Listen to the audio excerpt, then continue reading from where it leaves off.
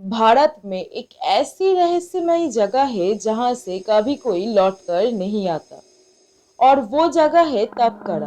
भारत के छत्तीसगढ़ के जाजपुर में एक ऐसी जगह जहां बाहरी तो क्या स्थानीय लोग भी जाने से डरते हैं, क्योंकि ऐसा कहा जाता है कि वहां हजारों नागों का बसेरा है।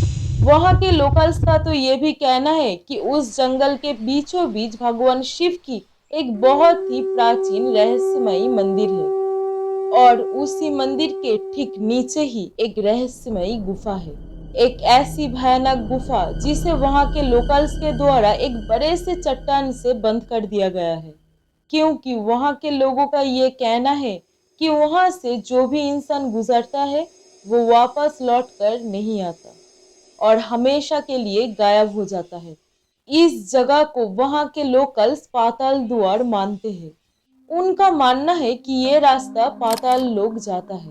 पुराणों के अनुसार धरती के नीचे 7 प्रकार के तल होते हैं, जो है आतल, बीतल, सुतल, रसातल, तलातल, महातल और सबसे आखिरी है पाताल। और इन्हीं सभी तलों में से बीच का जो तल है जिसे रसातल बोला जाता है, वहीं पे ही रहते हैं नाग, यानी उसी तल को नागलोक कहा जाता है। हिंदू पुराणों में नागों से जुड़ी ऐसी कई रहस्य है जो ये प्रमाण करता है कि ये सिर्फ कोई कहानी नहीं बल्कि हकीकत है। न केवल हिंदू धर्म में बल्कि कई धर्मों में नागों को दिव्य माना जाता है और उनकी पूजा की जाती है। और हमारे पुराणों में नागों से जुड़ी ऐसे कई कहानियां हैं जो उनके दिव्य महत्व को व्यक्त करता है।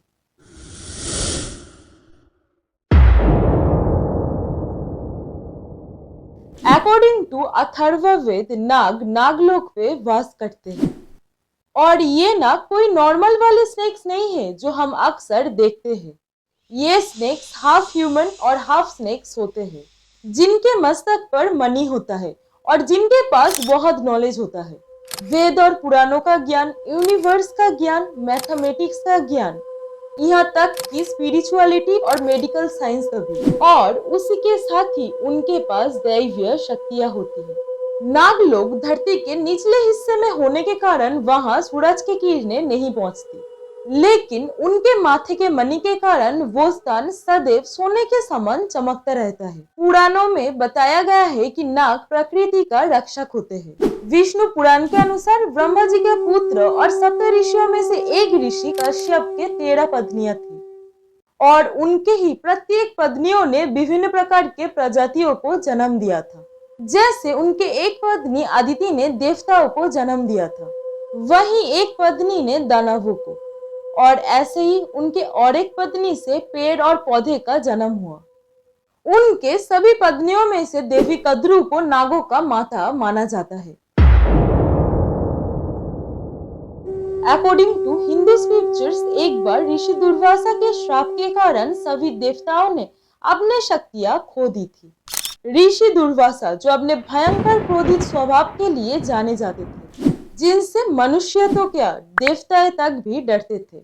असल में हुआ यूं कि एक दिन ऋषि दुर्वासा स्वर्ग से यात्रा कर रहे थे और तभी उन्हें एक दिव्य अप्सरा ने एक माला भेंट की और सम्मान के प्रतीक के रूप में उन्होंने उस माला को देवराज इंद्र को भेंट किया। हालांकि देवराज इंद्र ने अपने अहंकार में अंधे होकर उस माला को अपने हाथी ऐरावत को पहना दिया था। हाथी ने उस माला का महत्व न समझते हुए उस माला को फेंक दिया और उसे तोड़ दिया। ऋषि दुर्वासा को यह देख इतना भयंकर क्रोध आया कि उन्होंने पूरे देवलोक को श्राप दे दिया, जिस कारण सभी देवताओं ने अपनी शक्तियां खो दी। तब संसार के पालनहार भगवान विष्णु जी के सुझाव पर भगवान इंद्र सहित सभी देवता असुरों के साथ मिलकर क्षीर सागर का मंथन करने के लिए गए। उन्होंने मंद्राचल पर्वत को मंथन के खंबे की तरह इस्तेमाल किया, जो भगवान विष्णु अपने कूर्मा अवतार के रूप में अपने पीठ पर उठाए हुए थे, और उन्होंने मंद्राचल पर्वत पर वासुकी नाग को एक रस्सी की तरह लपेट दिया और समुद्र का मंथन करने लगे। मंथन से समुद्र के नीचे से 14 रत्न निकले। उन सभी से अनमोल था अमृत, जिससे भगवान इंद्र सहित सभी देवताओं को अपनी शक्तियां वापस मिल गई थी।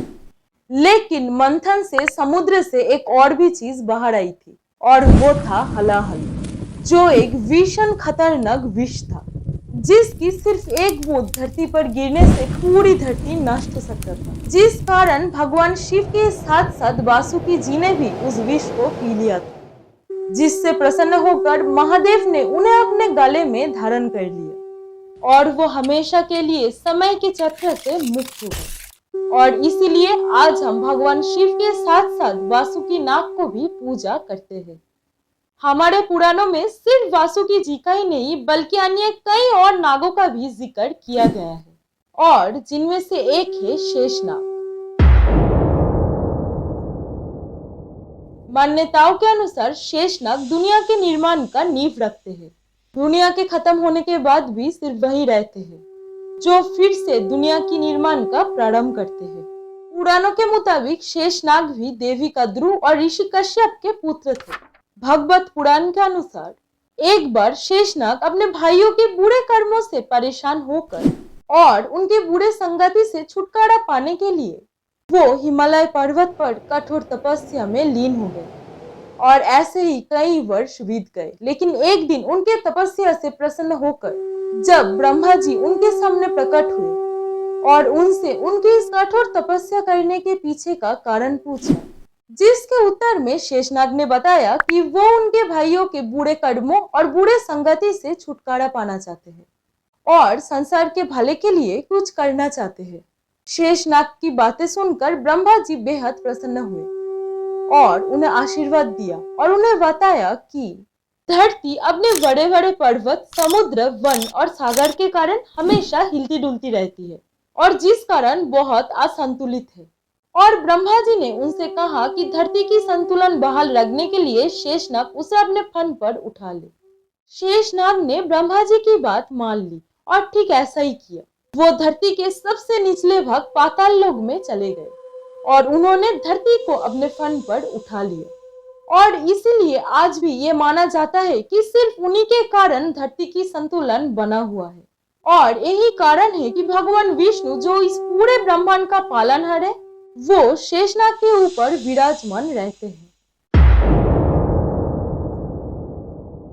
सर्प देवता या सांपों का महत्व सिर्फ स्पिरिचुअलिटी या आध्यात्मिक स्तर तक ही सीमित नहीं है, बल्कि उससे कई ज्यादा गहराई में छिपा हुआ है।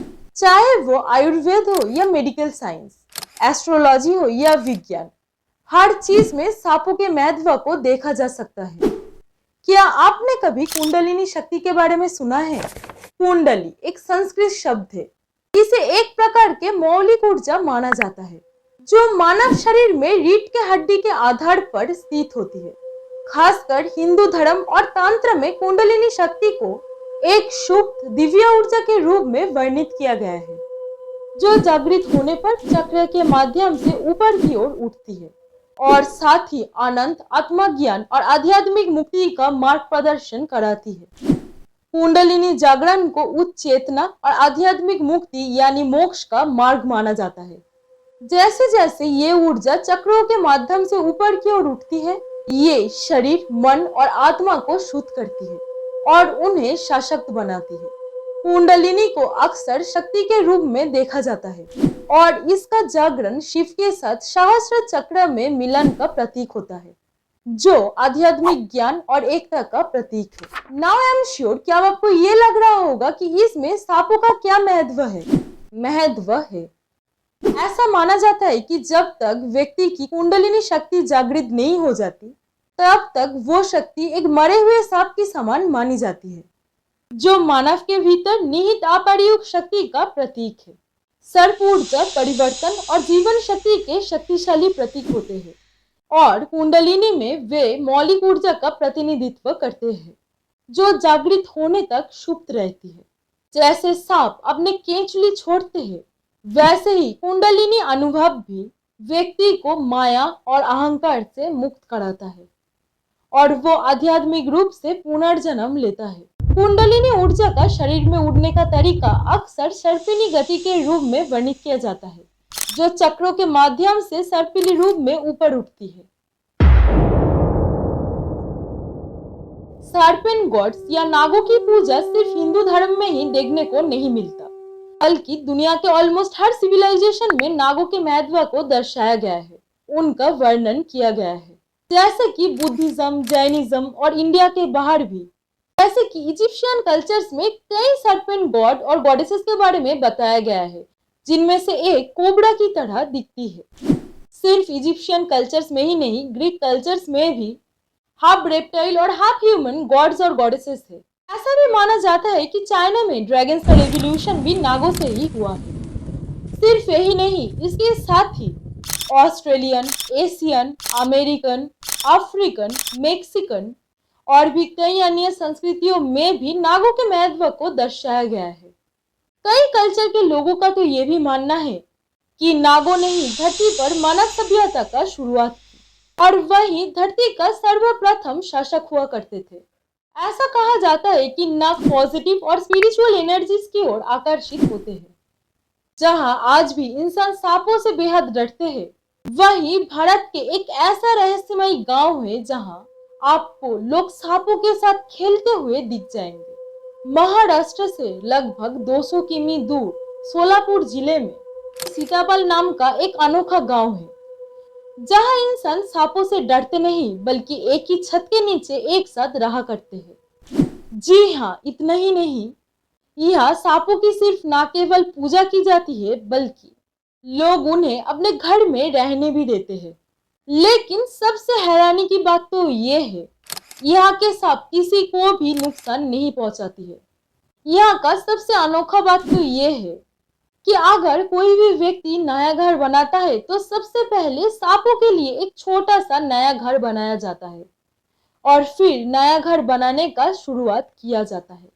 दरअसल यहाँ के लोगों का ये मानना है कि नाग ही उनका रक्षक है और वही उनका रक्षा करते हैं। रामायण हो या महाभारत, हिंदू धर्म में नागों से जुड़ी ऐसे कई कहानियां और कथाएं हैं जो ये प्रमाण करता है कि एक समय नाग यानी हाफ स्नेक्स ह्यूमन या सर्फ देवता शायद हमारे पूर्वजों के साथ इसी धरती में एक साथ रहा करते थे और जो हम इंसानों को अपना ज्ञान दिया करते थे, प्रथाओं का ज्ञान, ब्रह्मांड का ज्ञान और जीवन चक्र का ज्ञान, और जो इंसानों से कई ज्यादा डेवलप और समझदार हुआ करते थे, या फिर आज भी वो शायद हमारे बीच ही मौजूद है। तो इस विषय में आपका क्या थॉट है वो हमें कमेंट में जरूर बताएं। So that's it for today's video. अगर ये वीडियो आपको थोड़ी सी पसंद आई है तो प्लीज इस वीडियो को एक लाइक करें एंड अपनी फैमिली और फ्रेंड्स के साथ इस वीडियो को शेयर करें एंड हमारे चैनल मिथस्कोप को सब्सक्राइब करें, क्योंकि आपका एक लाइक और सब्सक्राइब हमें मोटिवेट करता है कि हम आपके लिए ऐसे ही वीडियोस लाते रहें।